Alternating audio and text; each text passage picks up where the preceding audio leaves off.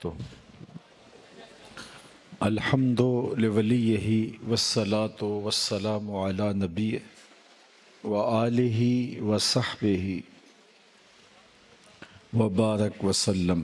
قال اللہ تعالی وتبارک فی القرآن المجید والفرقان الحمید فی شان حبیبہ مخبرا وآمرا ان اللہ وملائکتہ یصلون علی النبی یا ایہا الذین آمنوا صلوا علیہ وسلموا تسلیما.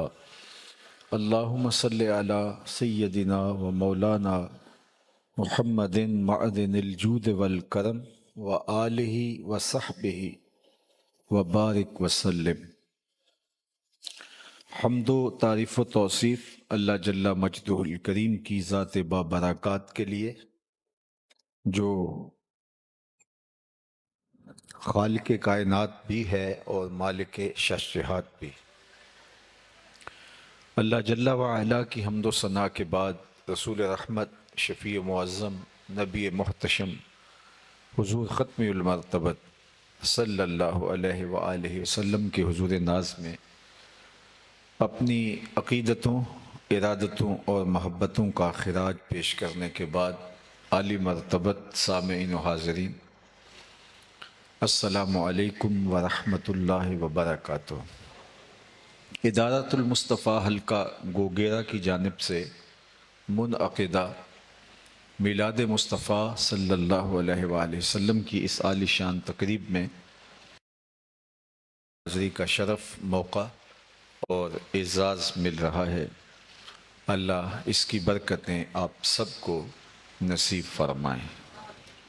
میرے سے قبل بھی حضرت نے بڑا وقی خطاب آپ سے فرمایا اور ذات رسالت مآب صلی اللہ علیہ وآلہ وسلم کے ساتھ ہماری جو وابستگی ہے، دل بستگی ہے، اس کو حضور کی سیرت کے سانچے اور حضور کی اطاعت و فرما برداری کے سانچے میں ڈھالنے پہ زور دیا تاکہ ہم عملی مسلمان بن سکیں اور آقا کریم علیہ السلام کے لائے ہوئے نظام شریعت کو عملی طور پہ اپنے اوپر نافذ کر سکیں تاکہ غلبہ امت کا خواب شرمندہ تعبیر ہو. عالی مرتبت سامعین، میں اور آپ آج اپنے آقا و مولا سے ہمارے ماں باپ ان پہ قربان اور ان پہ لاکھوں کروڑوں درود اپنی عقیدتوں کا اظہار کرنے کے لیے یہاں جمع ہوئے ہیں. موسم ربیع الاول شریف کا ہے. حضور کا تذکرہ نور اس مہینے کے ساتھ مخصوص نہیں ہے. یہ نغمہ فصل گل و لالہ کا نہیں پابند، بہار ہو کے خزاں لا الہ الا اللہ، لیکن اس مہینے کو آپ کی ولادت سے نسبت ہے. اس ناطے سے اہل ایمان کثرت کے ساتھ اس مہینے میں آقا کا ذکر کرتے ہیں اور اپنے قلب اور اپنے دل اور دماغ اور روح اور سب کو ان کی دہلیز پہ رکھ دیتے ہیں. سو آج آپ بھی اسی شوق فراواں کے ساتھ اس حال میں دن کے اوقات میں اتنی کثرت کے ساتھ تشریف لائے. اللہ آپ کا آنا، بیٹھنا اور منتظمین کا انتظام و انصرام اور دعوتی عمل اپنی بارگاہ میں قبول فرمائے. میں آپ کو سب سے پہلے ایک مجلس میں لیے چلتا ہوں جسے منعقد ہونے کے لیے مسجد نبوی کا ماحول میسر آیا.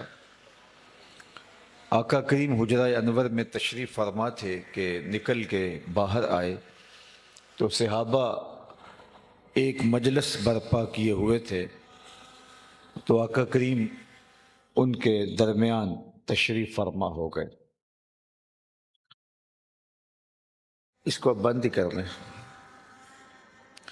تو آقا کریم اس مجلس کے درمیان تشریف فرما ہوئے اور ان سے پوچھا ما اجلسکم، صحابہ تمہیں کس شے نے بٹھایا ہوا ہے، تم کیوں جلسہ کر رہے ہو، یہ جلسہ کاہے کا ہے؟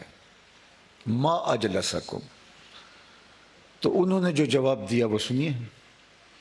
انہوں نے کہا جلسنا نذکر اللہ و نحمدہ علی ما ہدانا لدینہ و من علینا بکا. ہمارے بیٹھنے کا مقصد یہ ہے کہ ہم اللہ کی حمد بیان کر رہے ہیں، اس کا شکرانہ ادا کر رہے ہیں اس بات پر کہ اس نے ہمیں ہدایت دین عطا کی اور آپ کی صورت میں ہمارے اوپر احسان فرمایا.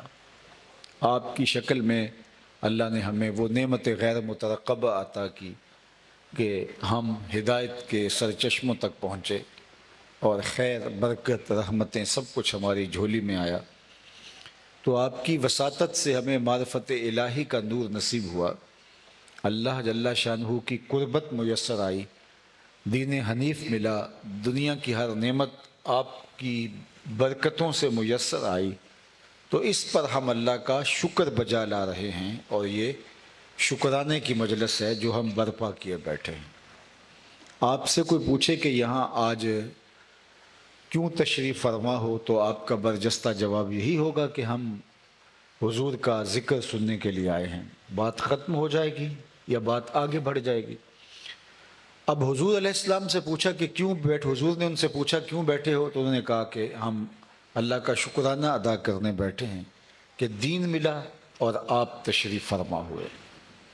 تو آقا کریم نے فرمایا کہ تم اس بات پہ حلف دے سکتے ہو، قسم اٹھا سکتے ہو کہ اسی لیے بیٹھے ہو؟ تو انہوں نے کہا جی حضور، ہم حلفیہ اقرار کرتے ہیں کہ ہم اسی لیے بیٹھے ہیں، ہمارے بیٹھنے کا کوئی اور مقصود نہیں ہے. تو لیکن ان کے چہروں پہ حیرت کا عالم تھا کہ ایسے مواقع پہ کبھی آقا کریم نے بھی پہلے قسم نہیں لی اور عمومی طور پہ ایسے مواقع پہ قسم لینے کا مزاج بھی نہیں ہے. تو حضور نے ہم سے قسم لی تو انہوں نے حضور کے مطالبہ قسم پر حلف دے دیا، لیکن ایک حیرت تھی جو غیر اختیاری طور پہ ان کے چہروں پہ پھیل گئی. استجاب کا عالم جب ان کے چہروں پہ پھیلا ہوا دیکھا تو خود ہی فرمایا صحابہ، تم سے جو میں نے ابھی ابھی قسم لی ہے، حلف لیا ہے، یہ کسی تہمت کی بنیاد پر نہیں تھا، تمہارے قول کی صداقت پر مجھے کوئی شک نہیں گزرا تھا، کسی تردد کے ازالے کے لیے نہیں میں نے تم سے قسم لی، بلکہ ماجرا کچھ یہ تھا کہ تم یہاں بیٹھے تھے اور میں حجرے میں تھا. اتانی جبریل علیہ السلام، میرے پاس جبریل امین حاضر خدمت ہوئے. فاخبرنی ان اللہ یباہی بکم الملائکہ، انہوں نے کہا محبوب ذرا باہر تو نکل کے دیکھو، آپ کے صحابہ کے اس عمل پر ملائے اعلیٰ میں اللہ فرشتوں میں فخر فرما رہا ہے، اللہ ناز فرما رہا ہے. دیکھو میں نے ان کو نعمت دی، کتنے قدردان نکلے، اس نعمت کا شکرانہ ادا کر رہے ہیں. اللہ کی رحمتوں سے کوئی بعید نہیں کہ آج کی مجلس بھی قبول فرما لی جائے. اور اللہ فرشتوں سے فرمائے دیکھو 1500 سال بیت گئے اور یہ آج بھی بیٹھ کے اس نعمت کا شکرانہ ادا کر رہے ہیں. باقی جہاں تک حضور کی صورت میں اللہ کے عطا کردہ انعام کا شکرانہ ادا کرنے کی بات ہے تو یہ ایک دوپہر کی محفل کیا ساری زندگی بھی گزار دیں، حق کے شکر ادا نہ ہو. میں کہا کرتا ہوں ہمارے بدن پہ اتنے بال نہیں ہیں جتنے رسول اللہ کے احسانات ہیں. ہمارا ایک ایک عضو بدن قرض رسالت میں جکڑا ہوا ہے. ساری زندگی پیشانی سجدے میں رکھ کے اللہ کی تقدیس کے اور تسبیح کے ترانے پڑھتے رہیں اور اس نعمت غیر مترقبہ کا شکر ادا کرتے رہیں، پھر بھی حق کے شکر ادا نہ ہو پائے. چونکہ اگر یہ نعمت نصیب نہ ہوتی تو مجھے بتاؤ کہ بھٹکا ہوا انسان اور بہکا ہوا انسان آج کس گڑھے میں گرا ہوا ہوتا. جو اپنے ہاتھوں سے اپنی بیٹیوں کو زندہ درگور کر دینا فخر سمجھتے تھے اور معاشرہ اتنا سفاک تھا کہ اس پہ بھی انہیں داد دیتا تھا، تو اگر حضور تشریف نہ لاتے تو آج وہ ظالمانہ سماج کس گراوٹ میں ہوتا اور آج یہ دنیا کس طرح دکھ رہی ہوتی. تو آج بیٹیوں کے لیے سینوں کے اندر جو محبت کے جذبات موجود ہیں، کوئی مانے یا انکار کرے، یہ سارا فیضان میلاد والے رسول کا ہے، حضور کا صدقہ. بلکہ میں ایک جملہ کہتا ہوں کہ دنیا کے اوپر خیر کی کوئی بھی قدر کہیں بھی موجود ہے، چاہے وہ کفر کے معاشرے میں موجود ہے، وہ دین ہے میرے حضور صلی اللہ علیہ وآلہ وسلم کی۔ ورنہ مجھے یہ بتائیے کہ جب سفاکیت اس درجے پر پہنچ چکی تھی کہ بیٹی کو اپنے ہاتھوں سے زندہ درگور کرنا یہ شرمندگی کا باعث نہیں تھا، ندامت کا ذریعہ نہیں تھا، اس کو ظلم، جبر اور جور اور زیادتی نہیں سمجھا جاتا تھا، اس کو اپنی عزت اور آبرو بچانے کا ذریعہ مان لیا گیا تھا، اور معاشرہ اس کے اوپر داد دیتا تھا، نہ آنکھوں سے آنسو بہتے تھے، نہ کوئی سوگ کی چٹائی بچھتی تھی، نہ کوئی ایف آئی آر کٹتی تھی، نہ کوئی اس کے لیے درد کی ٹیسیں دل سے اٹھتی تھیں، بلکہ ماں بھی اپنے آنسو روک لیتی تھی کہ زمانے کے جبر کا اور زمانے کی تانے کا شکار ہوگی کہ تو اتنی کمزور نکلی ہے، اور کتنی بچیاں یوں ریت میں دب گئیں۔ جب وہ باپ لے کے جاتا پہلے گڑھا کھودتا اور پھر بچی کو اندر رکھ کے اوپر سے مٹی انڈھیلنے لگتا، ابتداً بچی یہ سمجھ رہی ہوتی کہ یہ کوئی کھیل ہے، اور اس کی طرف سے ڈالی جانے والی مٹی کو وہ آگے سے پکڑتی، لیکن جب گلے سے اوپر مٹی آنے لگتی تو اس کو پھر پتہ چلتا کہ یہ تو میری زندگی کے آخری لمحے چل رہے ہیں، تو پھر وہ ننھے ہاتھ جوڑ کے زندگی کی بھیک مانگتی اپنے حقیقی باپ سے، اور اس کے بہتے ہوئے آنسو اسی ریت میں جذب ہو جاتے، اس کے جڑے ہوئے ہاتھ اسی ریت میں دب جاتے، اور قبر کا نشان بھی باقی نہ ہوتا، اور یہ اتراتا ہوا گھر آتا کہ میں نے اپنی بیٹی کو زندہ درگور کر لیا۔ جب معاشرہ اتنا سفاک ہو گیا تھا تو صحرائے عرب سے آواز اٹھتی ہے، جس کو شرق سے لے کر غرب تک اور شمال سے لے کر جنوب تک سنا گیا کہ لوگوں سن لو، میری فاطمہ میرے جگر کا ٹکڑا ہے، اور بیٹیوں کو عزت اور وقار کی مسند کے اوپر بٹھا دیا جاتا ہے۔ آج میں اور آپ دیکھتے ہیں کہ بوڑھا باپ، ہاتھوں میں چنڈیاں پڑی ہیں، لیکن اس کے باوجود بھی وہ پتھر کوٹ رہا ہے، مزدوری کر رہا ہے۔ کیوں؟ کہ میں نے بیٹی کے ہاتھ پیلے کرنے ہیں۔ پردیس کاٹ رہا ہے، فیکٹری میں اوور ٹائم لگا رہا ہے کہ میں نے بیٹی کے ہاتھ پیلے کرنے ہیں، رات کے پچھلے پہر تک کام کرنے پہ مجبور ہے، اور اذیتیں سہ رہا ہے کہ میں نے بیٹی کے ہاتھ پیلے کرنے ہیں۔ یہ تو بیٹی کو زندہ درگور کر کے جان چھڑا لیتا تھا اور فخر کرتا تھا اور آبرو بچانے کی بات کرتا تھا، اس کے سینے میں بیٹی کا یہ پیار کس نے ڈالا؟ تو جواب ایک ہی آئے گا، میلاد والے رسول نے۔ تو ساری زندگی بھی اس نعمت کا شکرانہ ادا کرتے رہیں، حق کے شکر پھر بھی ادا نہیں ہوگا۔ انسانوں کو غلامی سے آزاد کیا، ہر طرح کی غلامی سے، باقاعدہ جو مادی زنجیریں لوہے اور کانسی اور پیتل کی تھی، وہ زنجیروں میں جکڑے ہوئے انسان ہوتے تھے، غلام ان کے پاؤں بندھے ہوتے تھے، ان سے بیکار لیا جاتا تھا، اس بیگار میں ان کے اوپر جور و جبر اور ظلم اور زیادتیاں کی جاتی تھیں۔ ہر لمحہ ہر ساتھ غلام ذلت کے نئے مرحلے میں داخل ہوتا تھا۔ آقا ان کو انسان تک نہیں سمجھتا تھا، ان کے اوپر ایسا بوجھ ڈالتا جس کی وہ طاقت نہیں رکھتا تھا، لیکن غلام کو اس کے باوجود اٹھانا پڑتا تھا، اور آقا جب چاہے بگڑ جائے اور غلام کے اوپر تشدد کرے۔ غلام کا کہ کوئی حقوق نہیں تھے، کوئی کورٹ نہیں تھا، کوئی عدالت نہیں تھی، کوئی شخص اور کوئی پرے پنچایت نہیں جہاں غلام کی بھی شکایت لکھی جاتی ہو اور اس کا دکھڑا بھی سنا جاتا ہو۔ میں زنزیبار میں 2 دفعہ گیا ہوں، یہ وہ جگہ ہے افریقہ میں جہاں پورے افریقہ سے کشتیوں میں بھر کے غلام لائے جاتے تھے، اور پھر یہاں منڈی لگتی تھی، اور پوری دنیا سے لوگ جہازوں میں بھر بھر کے غلاموں کو خرید کے اپنے اپنے علاقوں میں لے جایا کرتے تھے، اور پھر ساری زندگی جو ان کی ذلت ہوتی، یہ دردناک کہانی ہے۔ آج وہاں غلام نہیں ہیں، لیکن وہ جگہ آج بھی موجود ہے جہاں بیڑیوں سے غلاموں کو جکڑا جاتا تھا، جن چبوتروں کے اوپر کھڑا کر کے ان کی بولیاں لگائی جاتی تھی۔ اس تصور سے دل لرز اٹھتا ہے اور آنکھیں اشک بار ہو جاتی ہیں۔ بسا اوقات ایسے ہوتا کہ 2 غلاموں کو جو حقیقی بھائی ہیں، ساتھ ساتھ چبوترے پہ کھڑا کر کے ان کی بولیاں لگتی، اور خریدنے والے 2 مختلف علاقوں کے لوگ ہوتے۔ ایک خرید کے ایک بھائی کو ایک سمت لے کے جا رہا ہوتا، دوسرا دوسرے خطے میں لے کے جا رہا ہوتا، اور ان بھائیوں کی آخری ملاقات اور ان کے بہے ہوئے آنسو اور ان کے سینے سے اٹھتا ہوا درد کیا کوئی اس کا اندازہ کر سکتا ہے؟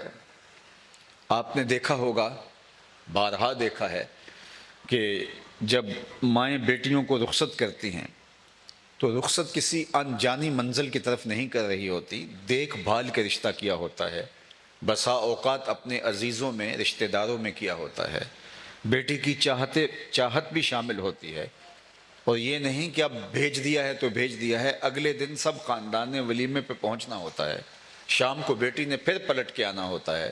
لیکن اس کے باوجود جب بیٹی کو کسی کے سپرد کیا جا رہا ہوتا ہے، گاڑی میں بٹھایا جا رہا ہوتا ہے، تو ماں کا دل ڈول رہا ہوتا ہے، اور باپ تو باپ ہوتا ہے، وہ رو نہیں سکتا، کیونکہ اگر وہ بھی رو دے تو کوئی پھر حوصلہ برقرار نہ رکھ پائے۔ بھائی بے تاب ہوتے ہیں کہ اس کی قسمت کیسے ہوتی ہے، کس ظالم ہاتھوں میں چلی جاتی ہے، اچھی ہوتی ہے، بری ہوتی ہے، یہ ایک عجیب سی ایک جو ہے وہ کیفیت ہوتی ہے۔ اور یہ وہ بیٹی ہے جو دیکھ بھال کے کسی کے سپرد کی گئی ہے، اپنے تئیں کسی محفوظ اور معزز ہاتھوں میں دی گئی ہے۔ لیکن یہاں زنزیبار کے اندر ایک چبوترے پہ ماں بکنے آئی ہے، اس کے ساتھ والے چبوترے پہ بیٹی بک رہی ہے، اور یہ دو الگ الگ خطوں میں بک کے جائیں گی، اور جا کے ان کی ناز برداریاں نہیں ہوں گی بلکہ ان سے بیگار لی جائے گی، روزانہ جھڑکیاں کھائیں گی، روزانہ دکھ سہیں گی، روزانہ تانے گوارا کریں گی، روزانہ ان کے اوپر جبر کے چھانٹے برسائے جائیں گے۔ ایک تھڑے پر ماں بک رہی ہے اور دوسرے تھڑے پر کھڑی ہو کے بیٹی بک رہی ہے، اور پھر جب وہ جدا ہونے لگتی ہیں، مختلف علاقوں میں الگ الگ مالکوں کے ہاتھوں کنیزیں بن کے بک کے جانے لگتی ہیں، تو ان کی آخری آرزو ہوتی ہے کہ ہمیں اب آپس میں آخری بار ملنے دیا جائے، کیونکہ دوبارہ ملاقات۔ پھر وہاں ماں بیٹی ایک دوسرے کو جہاں رخصت کر رہی ہوتی ہیں، تو کوئی تصور کر سکتا ہے اس ماں کے بہتے ہوئے گرم آنسوؤں کی تپش، اور اس بیٹی کا دل اور کلیجہ جو ماں سے جدا ہو رہی ہے اور سسرال گھر نہیں جا رہی، غلامی کا بوجھ اٹھانے جا رہی ہے۔ یہ ایک نہیں دو نہیں، روز یہاں یہ منظر دیکھنے کو ملتے تھے۔ یہ کون آیا جس نے غلامی کی زنجیریں توڑی؟ یہ میرے اور آپ کے آقا و مولا تھے۔ آپ نے علماء سے سنا کہ جب سویبہ نے جا کے کہا ابو لہب کو کہ تیرے مرحوم بھائی کے ہاں بیٹا ہوا، تو اس نے اشارے سے کہا کہ جا تو آزاد ہے۔ اس کا جو فائدہ پہنچا یہ ایک الگ عنوان ہے، لیکن جس سمت میں آپ کی توجہ دلانا چاہتا ہوں وہ یہ کہ صحن کائنات میں میرے حضور علیہ السلام کے قدم آئے، غلامی کی زنجیریں ٹوٹنے لگے۔ پھر اتنے طریقے دیے غلام آزاد کرنے کے، قسم توڑ بیٹھو غلام آزاد کرو، روزہ توڑ بیٹھو غلام آزاد کرو، کفارہ قتل میں غلام آزاد کرو، کفارہ اظہار میں غلام آزاد کرو، ویسے ترغیب دی غلام آزاد کرنے، اور صرف مسلمان غلام ہی نہیں، کافر غلام آزاد کرو، ان کے ساتھ مکاتبت کر لو، ام ولد کے حکام بیان فرمائے۔ کیا طریقہ دیا غلاموں کی آزادی کا، کتنے راستے نکالے۔ پھر ترغیب دی اپنے صحابہ کو غلام آزاد کرنے کی۔ حضرت ابو بکر رضی اللہ تعالیٰ عنہ نے کتنے غلاموں کو آزاد کیا، حضرت بلال بھی انہی میں شامل ہیں۔ حضرت عمر رضی اللہ تعالیٰ عنہ جو لمبی نمازیں پڑھتا تھا اس کو آزاد کر دیتے تھے۔ عمر آپ بھولے آدمی ہیں، یہ آزادی کے لیے لمبی نمازیں پڑھتے ہیں، تمہیں دھوکہ دیتے ہیں۔ تو حضرت عمر نے فرمایا مجھے خدا کے نام پہ دھوکہ دیتے ہیں، میں 100 بار کھانے کو تیار ہوں۔ حضرت عثمان غنی جمعے کی تیاری میں ایک غلام آزاد کیا کرتے تھے ہر جمعۃ المبارک کو۔ حضرت سیدنا علی المرتضیٰ رضی اللہ تعالیٰ نے قطاریں لگا دی غلاموں کی آزادی کی۔ صحابہ میں سب سے امیر صحابی تھے حضرت عبد الرحمن بن عوف رضی اللہ تعالیٰ عنہ۔ انہوں نے زندگی میں 30,000 غلام آزاد کیے ہیں۔ اس دور کی سب سے مہنگی سخاوت غلام آزاد کرنا تھا۔ 1 2 10 ہزار 2 5 ہزار نہیں، 30,000 غلام حضرت عبد الرحمن بن عوف نے آزاد کیے۔ اور آج دنیا کے اوپر غلامی نہیں ہے۔ یہ غلامی کس نے ختم کی؟ اقوام متحدہ کی کسی چارٹر کا نتیجہ ہے؟ یہ دنیا کی کسی NGOs کی کرشمہ سازی ہے؟ یہ میلاد والے رسول کا کمال ہے۔ دنیا سے انہوں نے غلامی کو ختم کیا اور انسان کو زنجیروں سے بھی آزاد کیا، کفر سے بھی آزاد کیا، شرک سے بھی آزاد کیا، توہمات سے بھی آزاد کیا۔ انسان اس غلامی میں نہیں تو اس غلامی میں جکڑا ہوا تھا۔ ایک بے جان مجسمے کی غلامی کی زنجیریں اس کے پاؤں کو باندھ کر کے رکھے ہوئے تھیں اور اس کی فکر کی نشأت میں رکاوٹ کا سبب و ذریعہ تھی۔ ایک خدا کا تصور دے کے انسان کو آزاد کیا اور اس کو سوچنے کی، سمجھنے کی، فہم و ادراک کی دولتوں سے مالا مال کر دیا۔ اس کائنات میں، ارضی سماوی کائنات میں، فہم و ادراک کے جتنے بھی اجالے پھوٹتے دکھائی دیتے ہیں، یہ آمنہ کے لال کے قدموں کی خیرات ہے۔ ان کے دم سے کائنات کے اندر روشنیاں ہوئی ہیں۔ نہ خرد کی روشنی تھی، نہ جنوں کی آگہی تھی، تیری رہبری سے پہلے یہ جہاں جہاں نہیں تھا۔ تیرے آستاں سے پہلے کوئی آستاں نہیں تھا، میں وہ زمین تھی جس کا کوئی آسمان نہیں تھا۔ زندگی کے سارے اجالے اسی دہلیز سے پھوٹتے ہیں، ساری روشنیاں اسی چوکھٹ سے دکھائی دیتے ہیں۔ زندگی کو زندگی کا نور نصیب ہوا تو میلاد والے رسول کی دہلیز سے نصیب ہوا، اور اگر یہ دہلیز نہ ملتی تو انسانیت آج بھی اندھیروں میں ہوتی، آج بھی ظلمت میں ہوتی۔ یہ بالکل آپ کی ہمسائیگی کے اندر انڈیا بستا ہے، پی ایچ ڈی ڈاکٹر ہے، دیکھو کتنی بھاری بھرکم ڈگری ہے علم کی، لیکن بت کے آگے ہاتھ جوڑے کھڑا ہے، مٹی کے مادوں کے آگے پیشانی رکھے ہوئے اپنی پیشانی کے تقدس کو پامال کرتا دکھائی دے رہا ہے۔ لکڑی کے اوثان اور پتھر کے اصنام اس کے معبود ہیں اور ان کے آگے دست بستہ حاضر ہے۔ اللہ اکبر۔ اس کے فہم و شعور نے، اس کی عقل و خرد نے اس کو کچھ راہ نہیں دکھائی کہ اپنے بدن پہ بیٹھی ہوئی مکھی تو اڑا نہ سکے، میری ضرورتوں کا کفیل کیسے ہو سکتا ہے؟ M B B S doctor دیکھ لو، پی ایچ ڈی ڈاکٹر ہاتھ جوڑے کھڑا ہے، M B B S doctor ہے ہاتھ جوڑے بھی کھڑا ہے، اور گائے کے پیشاب کو متبرک سمجھ کے چسکیاں لے لے کے پی رہا ہے۔ اتنی بھاری بھرکم ڈگری ہے، اس کو سمجھ نہیں آ رہی، اس کی طبیعت کے اندر اس اٹھتے ہوئے تعفن سے کوئی بھی جو ہے وہ اس کے اندر کوئی چیز پیدا نہیں ہو رہی، اس کی طبیعت کے اندر کوئی بھی تقدر پیدا نہیں ہو رہا کہ یہ اتنا تعفن اور کس طرح میں اس غلیظ اور سیال مادے کو اپنے اندر اتاروں، لیکن وہ اس کو تبرک سمجھ رہا ہے، اس کے چہرے پہ سرشاری ہے۔ اور میں ایک بات اپنے دوستوں کو بتایا کرتا ہوں کہ میں دیہات کا رہنے والا ہوں، اور میں نے اپنے گاؤں کی مسجد کی ٹوٹیوں پہ ایک بچے کو پائنچے مل مل کے دھوتے ہوئے دیکھا، بہت پرانی بات ہے۔ تو میں نے اسے پوچھا کہ تم اتنا پانی کھول رکھا ہے؟ تو وہ آگے مجھے کہتا ہے کہ جناب میں گلی سے گزر رہا تھا، کسی جانور کے پیشاب کا چھینٹا میرے پائنچے پہ گر گیا ہے اور میں سکول جا رہا ہوں۔ وہ 7-8 سال کا بچہ، دوسری تیسری کلاس کا طالب علم ہوگا، اس نے کوئی نجاست خفیفہ و غلیظہ کے حکام نہیں پڑے ہوئے تھے کہ وہ غیر مری چھینٹوں کو گوارا نہ کر رہا ہو۔ لیکن میں سوچ میں ڈوب گیا، اس ڈاکٹر کو تو سمجھ نہیں آئی جو چسکیاں لے کے پی رہا ہے، اور یہ 7 سال کا بچہ پائنچے کے اوپر پڑے ہوئے غیر مری مہین سے قطروں کو بھی گوارا نہیں کر رہا۔ تو اندر سے آواز آئی، وہ ڈاکٹر ہے لیکن اس کے ہاتھ میں دامن میرے حضور کا نہیں ہے، اور یہ ہے بچہ لیکن ماں نے گٹی کے اندر حضور کا پیار پلایا تھا، بہن نے لوریاں حضور کی محبت کی دی تھیں، تقدس روح تک اتر گیا ہے، یہ بھی گوارا نہیں۔ اگر زندگی کا نور ملے گا تو حضور کی چوکھٹ سے ملے گا، حضور کی دہلیز سے ملے گا، اور اگر یہ در نہیں ملتا تو چاہے آپ جو مرضی کر لیں، آپ کو کچھ نصیب نہیں ہونے والا۔ تو میں اور آپ میلاد اس شکرانے میں ادا کر رہے ہیں کہ ہمیں حضور کی صورت میں اللہ کا انعام نصیب ہوا۔ اس وقت دنیا کی آبادی 8 ارب کے عدد کو چھو رہی ہے، اللہ اکبر، اور 500 سے زائد الہامی اور غیر الہامی مذاہب دنیا کے اوپر پائے جا رہے ہیں۔ میں اور آپ مسلمانوں کے گھر پیدا ہوئے ہیں تو ہم نے کوئی ٹوکن دیا ہوا تھا، ہم نے کوئی دعا مانگی ہوئی تھی جس کا ثمرہ ہے، ہم نے کوئی نیکی کی تھی جس کے صلے کے طور پہ ہمیں مسلمانوں کے گھر پیدا کر دیا گیا؟ تو آپ کا جواب ان سب چیزوں کے جواب میں نفی ہوگا کہ نہیں، ایسا کچھ نہیں تھا۔ تو پھر ہم مسلمانوں کے گھر پیدا کیوں ہوئے؟ یہ اتفاق بھی نہیں تھا، یہ محض اللہ کا کرم تھا کہ اس نے ہمیں حضور کا غلام بنایا۔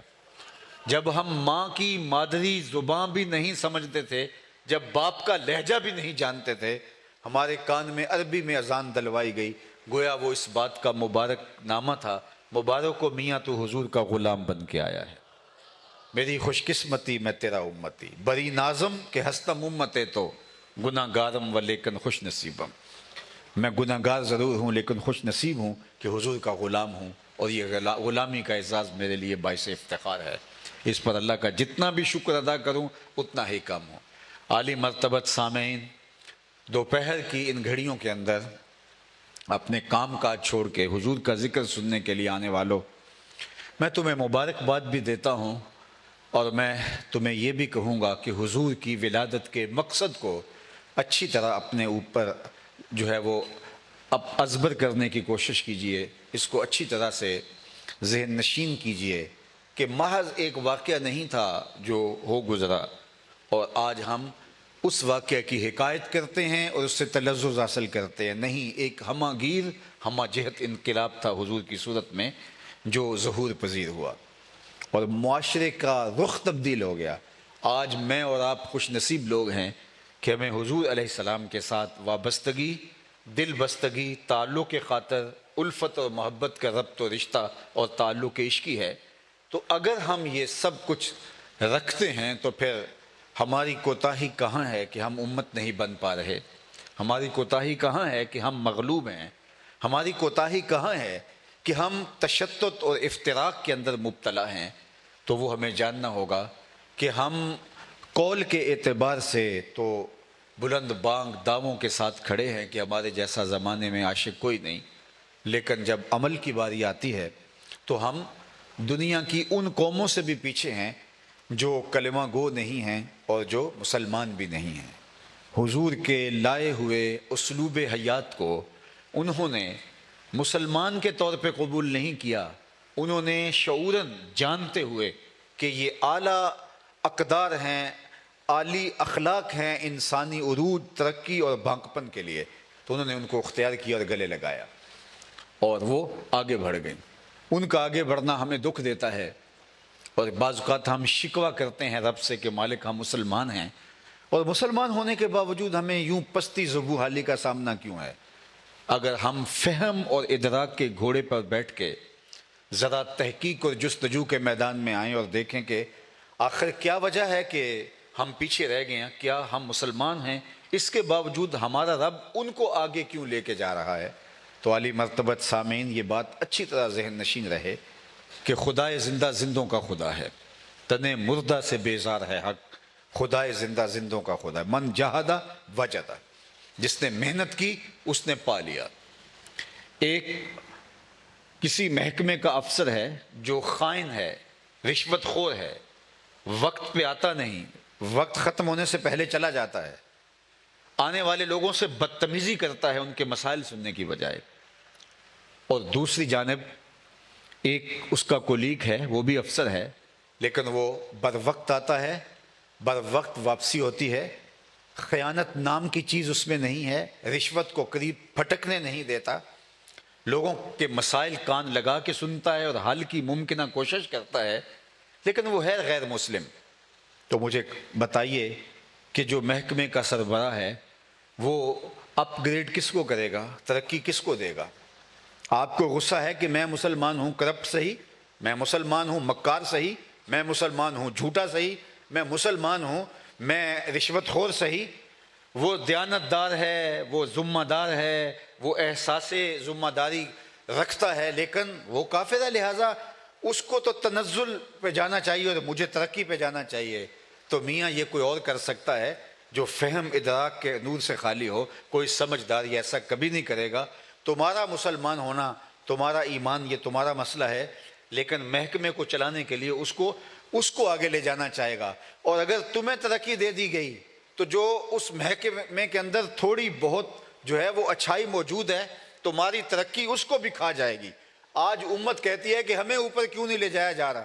اگر ہمیں اوپر لے جایا جائے تو ہم غالب ہو کے دنیا کے اوپر جہاں کوئی خیر کی قدریں موجود ہیں ان کو بھی توڑ کے رکھ دیں، تو خدا یہ کیسے چاہے گا؟ تو یہ بات ذہن میں رکھیے گا، کافر کا حصہ دنیا میں ہی ہے، اس کو دنیا میں ملتا ہے، مومن اگر صالح ہو تو اس کا حصہ دنیا میں بھی ہے اور آخرت میں بھی ہے۔ اگر ہم صالح ہو جائیں ہم اگر میرٹ پہ ہوں تو قرآن نے ہمیں وعدہ دیا ہے وَأَنْتُمُ الْأَعْلَوْنَ إِن كُنْتُم مُؤْمِنِينَ، تم جو ہے اگر مومن بن کے دکھاؤ، جو ایمان کے تقاضے ہیں ان کو نبھا کے دکھاؤ، اس میرٹ پہ آ کے دکھاؤ، وہ کافر کیا لگتے ہیں، عزت کا تاج تمہارے ہی سر پہ رکھا جائے گا۔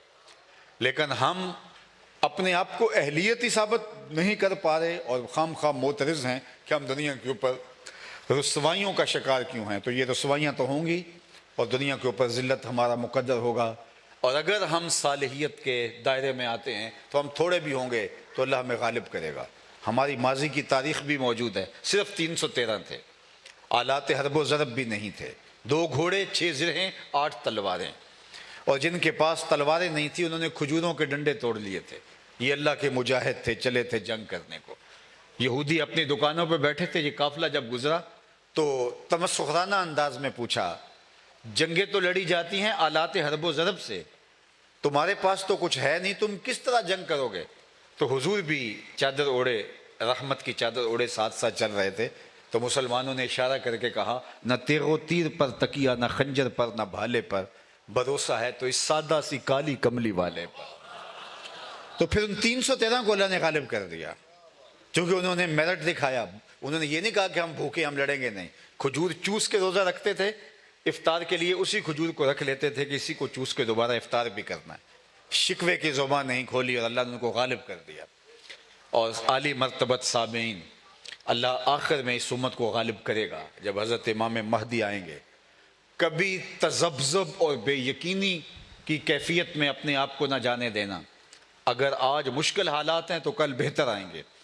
اللہ اس امت کو غالب کرے گا۔ میرے حضور کا سچا فرمان ہے کہ وہ وقت آنے والا ہے کہ پتھر، مٹی اور گارے کا بنا ہوا کوئی گھر اور چمڑے اور اون کا بنا ہوا کوئی ایک خیمہ بھی شرق سے غرب تک نہیں ہوگا جس میں کلمۃ الاسلام داخل نہیں ہوگا۔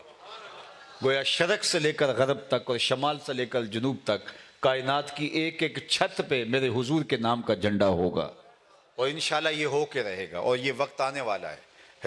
حضرت امام مہدی کا نزول ہوگا اور حضرت عیسیٰ علیہ السلام تشریف فرما ہوں گے، جلوہ فراز ہوں گے، اور پھر وہ آئیں گے ان لوگوں کے پاس جو ملبے کے ڈھیر کے اوپر سب کچھ لٹا کے بیٹھے ہوں گے، اپنے بچوں کو دفن کر کے، اپنا سارا مال لٹا کے ملبے کے ڈھیر پہ بیٹھ کے منتظر ہوں گے۔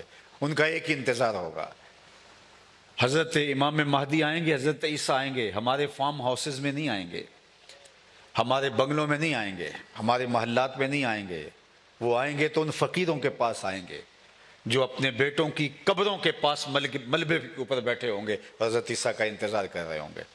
حضرت عیسیٰ ان کے پاس آ کے کہیں گے بتاؤ کیا کرنا ہے۔ حضرت عیسیٰ کے انفاس سے دجال پگھلنے لگے گا، تو حضرت عیسیٰ انہیں پوچھیں گے کہ یا تو میں دعا کرتا ہوں اور دجال اس دعا کے ساتھ نیست و نابود ہو جائے گا، اور یا پھر ہم ان کے مقابلے میں لڑنا چاہتے ہیں، تو بتائیے ان دونوں میں سے کیا راستہ آپ اختیار کرنا چاہتے ہیں؟ صدیوں کے لڑ لڑ کے تھکے ہوئے لوگ لگتا ہے یہی کہیں گے کہ آپ دعا کر دیجئے اور ان کا قصہ تمام ہو، لیکن تاریخ کا جواب یہ نہیں ہے۔ وہ چند مٹھی بھر لوگ کہیں گے کہ ہم دعا کے ذریعے سے ان کو ختم نہیں کرنا چاہتے، ہم لڑیں گے۔ خریدے نہ ہم جن کو اپنے لہو سے، خریدے نہ ہم جس کو اپنے لہو سے، مسلمان کے لیے ننگ ہے وہ پادشاہی۔ وہ کہیں گے ہم لڑیں گے، تلواریں اٹھائیں گے اور حضرت عیسیٰ کی قیادت میں نکلیں گے، اور پھر اللہ مسلمانوں کو ایسی فتح عطا کرے گا کہ مقام لد پہ دجال بھاگتا ہوا مارا جائے گا، اور کائنات کے ایک ایک گوشے کے اوپر جھنڈا میرے حضور کا لہرا رہا ہوگا۔ جس طرح کسی کمانڈر کو کوئی ٹاسک دیا جائے تو وہ اپنا کام مکمل کرنے کے بعد ہیڈ کوارٹر آ کے رپورٹ کرتا ہے، حضرت عیسیٰ سارا کام مکمل کرنے کے بعد حضور کے روضے پہ حاضر ہوں گے۔ لفظ سنی حدیث پاک کے، والذی نفسی بیدہ لینزلن عیسی ابن مریم ثم لئن قام علی قبری فیقول یا محمد لاجیبنہ، فرمایا مجھے قسم ہے اس رب کی جس کے قبضے میں میری جان ہے، حضرت عیسیٰ بن مریم تشریف لائیں گے اور سارا کام جب مکمل ہوگا تو پھر میری قبر پہ حاضر ہوں گے، اور جو مجھے یا محمد کہہ کے صدا دیں گے، میں قبر سے ان کو جواب دوں گا۔ پوری دنیا کے اوپر حضور کے نام کا جھنڈا جھولنا ہے اور اسلام نے غالب ہو کے رہنا ہے، لیکن ہم نے دیکھنا ہے کہ اس میں ہمارا کردار کیا ہے۔ آج جس طرح ہماری نسلوں کی تربیت ہو رہی ہے، مادیت کا فسوں جس طرح پھونک دیا گیا ہے، ہر نوجوان جو پروان چڑھتا ہے اڑ کے یورپ بھاگ جانا چاہتا ہے، اس کی ترجیحات بدل گئی ہیں۔ آج ہر شخص اچھا مکان، اچھا گھر، بینک بیلنس، اس کی زندگی، اچھی گاڑی، یہ سب کچھ اس کی زندگی کی ترجیحات بن گئی ہیں۔ ضرورت الگ چیز ہے، ترجیح الگ چیز ہے، لیکن آج اس قوم کے نوجوان کی ترجیح عالی شان بنگلے اور یورپ اڑ کے چلے جانا، یہ زندگی کی ترجیحات بن گئی ہیں۔ تو مجھے بتاؤ، جب ترجیحات یہ سیٹ ہو گئی تو جب دجال پیکج دے گا، معاشی پیکج، تو پھر کون اس کے پیکج کو قبول نہیں کرے گا؟ اسی لیے بہت سارے لوگ دجال کے فتنے کا شکار ہو جائیں گے اور کم لوگ ہوں گے جو اس سے بچ پائیں گے، حالانکہ اس کی دو آنکھوں کے درمیان کافر لکھا ہوا ہوگا جو دکھائی دے گا، لیکن اس کے باوجود لوگ اس کے پیکج کو قبول کریں گے۔ جب وہ معاشی پیکج دے گا تو کتنے کتنے منطقے بگاڑ رہے ہوں گے۔ آپ کے ٹاک شوز کے اندر رات کو بحث ہو رہی ہوگی کہ اس کو مان لینا چاہیے، زندگی ہے تو سب کچھ ہے۔ ہمارے سینٹ کے اندر ایک قرارداد پاس ہوئی تھی کہ غزہ والوں، ہم تمہاری مدد کو نہیں پہنچ سکتے، ہمیں ڈالر چاہیے۔ تو جب یہ بات ہمارے ایوانوں میں ہوگی اور ہمارے لیے ترجیح ڈالر ہوں گے، تو ڈالروں کی جو ہے وہ گٹھڑیاں لے کے دجال آئے گا، تو پھر کون اس کے ساتھ نہیں شامل ہوگا؟ میں نے، آپ نے اپنی اولادوں کو اور خود کو دجال کے بارے میں کیا آگاہ کر رکھا ہے؟ یہ ہمیں اپنے آپ سے سوال کرنا ہے۔ صحابہ دجال کے بارے میں اپنے بیٹوں کو، بیٹیوں کو یوں بتاتے تھے جس طرح قرآن کی آیتیں سکھائی جاتی، بلکہ فرماتے ہیں کہ اللہ کے محبوب نے جب ہمیں دجال کے بارے بتایا تو قریب کھجوروں کا ایک جھنڈ تھا، اور حضور بتا رہے تھے تو ہمیں یوں لگا جس طرح اس جھنڈ کے پیچھے دجال کھڑا ہوگا اور حضور بات ختم کریں گے تو وہ آ جائے گا۔ 1500 برس بیت گئے، لیکن صحابہ کو ایسے لگ رہا تھا کہ ابھی دجال آیا، ابھی دجال آیا۔ اور آج جس دور میں ہم جی رہے ہیں، دجالی فتنے پوری طرح سے ہماری معاشرت کے اندر محو نفوذ ہیں۔ پوری دنیا کے اوپر دجالی نمائندوں کا قبضہ ہے، بس وہ دجال آنا چاہ رہا ہے۔ اگر دجال آ گیا تو کتنے لوگ دجال کے ساتھ کھڑے ہوں گے؟ یہ مجھے سوال کرنا ہے اپنے آپ سے، اور اپنی اولادوں کی فکر مندی کرنی ہے۔ اولادوں کی فکر مندی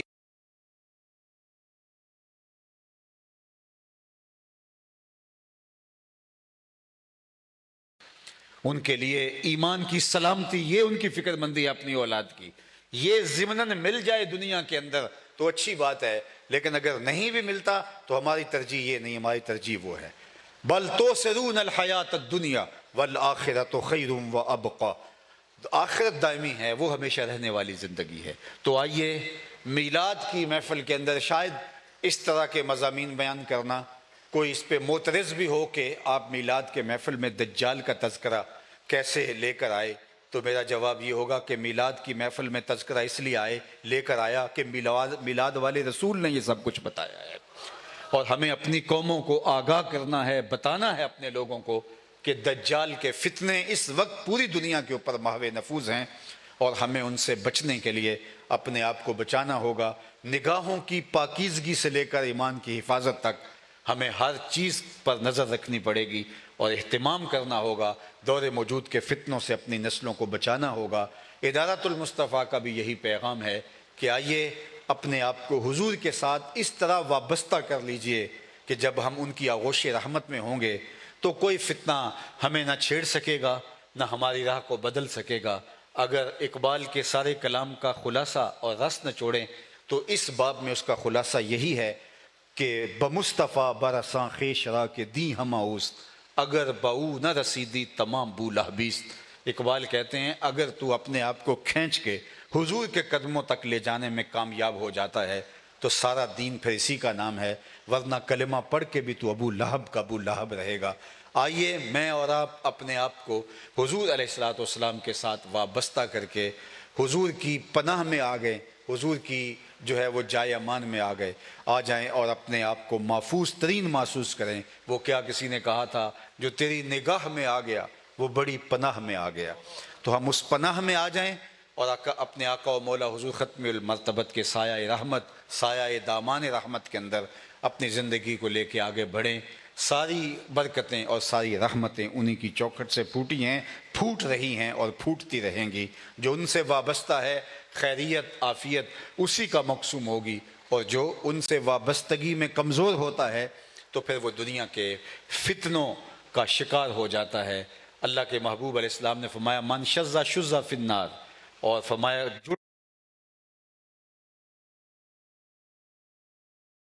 کے ساتھ، اور اگر تم اس سے تھوڑا سا بھی الگ ہوئے تو من شذ شذ فی النار، اور فرمایا کہ جس طرح بھیڑیا بکریوں کے اندر جو الگ ہوتی ہے اس کو اٹھا کے لے جاتا ہے، اس طرح تم نے اگر کوئی الگ راستہ اختیار کرنا چاہا تو پھر شیطان بھیڑیے کی شکل میں گھوم رہا ہے اور وہ تجھ کو اٹھا کے لے جائے گا۔ اور میاں صاحب نے شاید اسی کا مفہوم اپنے انداز میں بیان کیا، در ماہیدہ چھوڑی نہیں نہیں تے ہو جاویں گا روگی، در ماہیدہ چھوڑی نہیں نہیں تے ہو جاویں گا روگی، جیڑی بکری اجڑوں وچھڑی او بگیاڑاں جوگی۔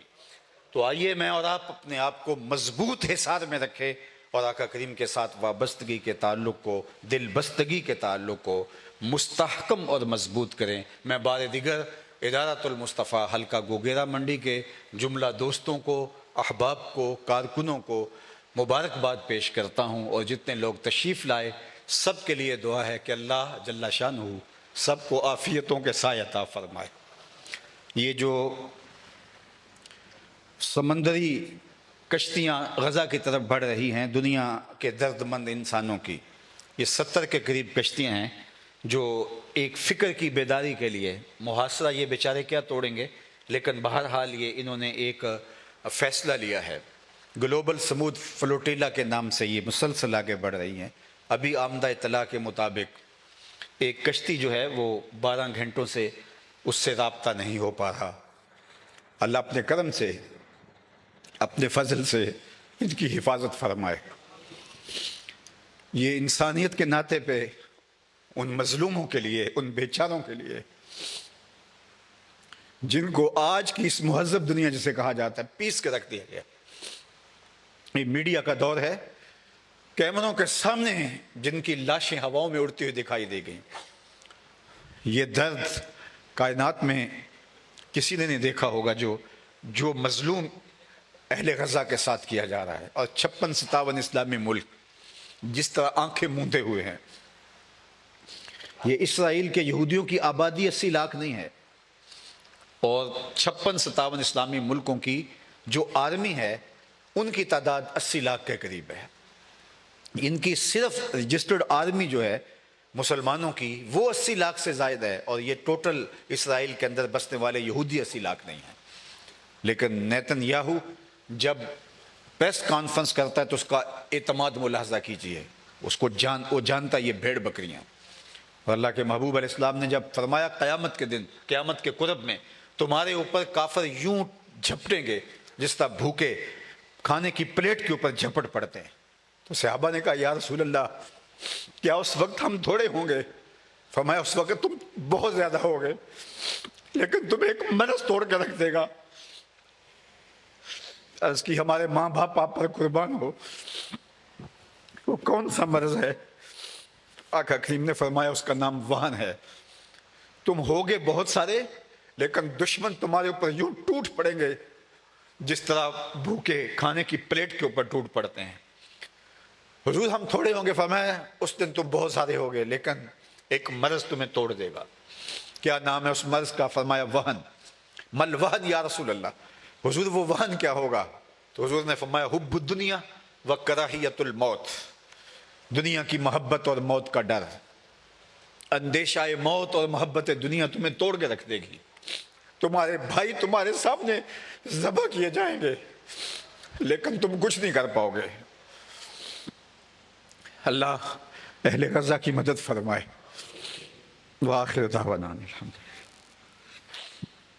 اللہم صلی علی سیدنا و مولانا محمد معدن الجود والکرم وآلہ وصحبہ وبارک وسلم۔ اللہ اٹھے ہوئے ہاتھ کبھی خالی نہ موڑنا، پھیلی ہوئی جھولیاں رحمتوں سے بھر دینا۔ ہم تیرے عاجز ناتواں اور کمزور بندے، اللہ ہماری فریادیں سن لے۔ اہل غزہ کی مدد فرما، اس آسمان کے نیچے زمین کے اوپر تیرے علاوہ ان کا کوئی آسرا نہیں بچا۔ اللہ جو درد مند لوگ ان کی مدد کے لیے پہنچ رہے ہیں، اللہ ان کو سلامتی عطا فرمانا، اپنا خاص کرم فضل ان کے شامل حال فرمانا، اپنی خاص پناہ ان کا مقسوم کر دینا، ہر خیر ہر برکت ان کی جھولیوں میں ڈال دینا، آبرو مند زندگیاں عطا فرما دینا۔ وصلی اللہ تعالی علی النبی الامین۔